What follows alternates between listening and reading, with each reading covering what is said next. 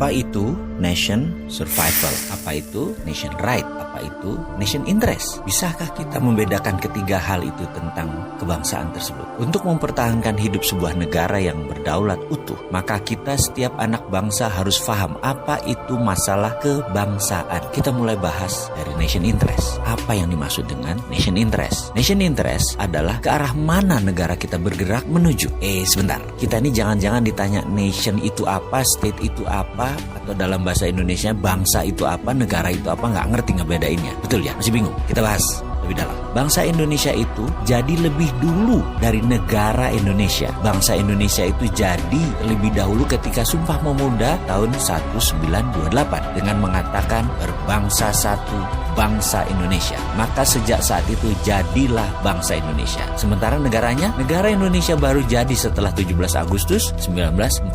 Baru ada yang namanya NKRI. Baru ada negara atau state. Bangsa atau nation itu ada haknya, ada right-nya. Dan ini yang harus ditegakkan. Bagaimana menegakkan nation interest? Dalam jangka panjang, kita ini harus memiliki sistem bernegara yang kuat. Kita ini harus memiliki sifat bangsa yang penuh dengan kompetensi. Salah satu pentingnya bernegara adalah kita memahami prinsip bernegara. Yang membedakan negara Indonesia dengan Singapura, yang membedakan Indonesia dengan Cina, yang membedakan Indonesia dengan Amerika adalah prinsip bernegara masing-masing. Ada value yang ditanam di setiap negara. Ada prinsip yang dianut di setiap negara. Misalnya Bill of Rights-nya Amerika, Liberté, Égalité, dan Fraternité-nya Perancis. Cina dengan BRI-nya, Belt Road Initiative. Indonesia dengan Five Principle atau Pancasilanya. Kita sekarang melihat negara yang sulit dikontrol karena populasinya 1,5 miliar manusia, yaitu bangsa Cina. Bagaimana bangsa Cina ini supaya mempunyai negara yang tetap utuh? Bukan main-main mengelola bangsa Cina ini.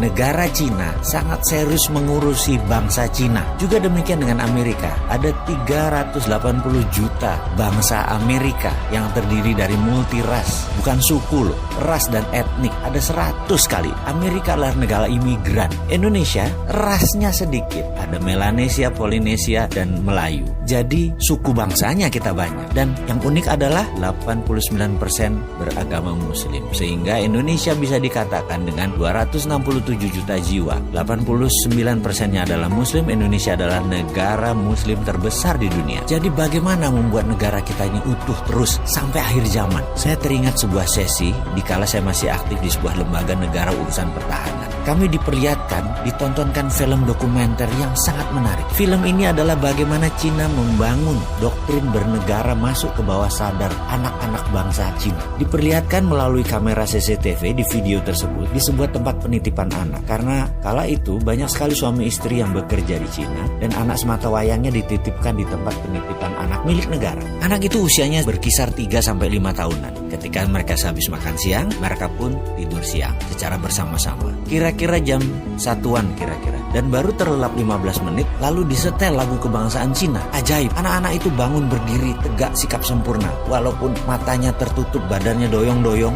Sampai lagu tersebut berakhir kira-kira 1,5 menitan. Lalu mereka melanjutkan tidur lagi. Dan ini bagi saya luar biasa sekali. Lalu ada di sesi lain. Mereka kan tinggal di rumah susun, yang apartemen itu. Dimana di sore hari banyak anak-anak lagi main basket, main bola, main tai chi, dan beragam aktivitas sore. Pada pagi dan siangnya, di tiang-tiang itu dipasang speaker toa banyak oleh sebuah tim. Ketika puncak kegiatan mereka kira-kira jam 5 sore, kembali diperdengarkan lagu kebangsaan Cina. Apa yang dilakukan? Anak-anak tadi yang lagi lari, lagi bergerak, tahu-tahu anak-anak itu semuanya diam, berdiri dengan sikap sempurna ketika lagu kebangsaan Cina tadi diperdengarkan. Mereka diam sampai lagu tersebut habis, selesai dinyanyikan. Dan mereka hanya diam saja di posisi masing-masing. Kalau lagi ke timur yang ngadep timur, lagi barat yang ngadep ke barat gitu ya. Dan ketika lagu selesai, mereka berhamburan kembali beraktivitas. Jadi apa yang kita bisa ambil dari pelajaran bernegara Cina kali ini? Ada baiknya ke depan lagu Indonesia Raya yang dinyanyikan adalah stansa 2 atau 3 stansa sekaligus. Lalu setiap anak bangsa mendengar lagu Indonesia Raya dinyanyikan, berdiri sikap sempurna, tidak goyang, tegak gagah sampai lagu itu selesai. Inilah strategi survival of the nation. Keberlangsungan kehidupan berbangsa dan bernegara adalah perjuangan jangka panjang. Membentuk karakter ini kita